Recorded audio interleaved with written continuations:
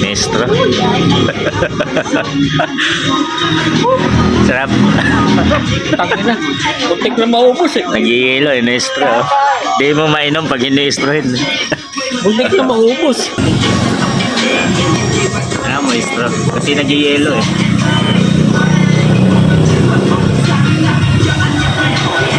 Tangin na, malapit na maubos boy. Sarap. Tama sa taginit. Halo-halo. Pagsampa mo ng 22, sasampalin ka ng buhay na akala mo dati chill lang.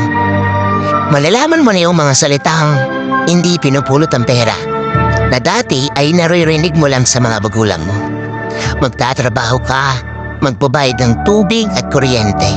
Tapos trabaho ulit, paulit-ulit. Mamimiss mo yung batang ikaw, musmos, walang alam sa mundo. May mga gabing bibilangin mo ang oras ng tulog mo kasi akala mo makakatulong ito.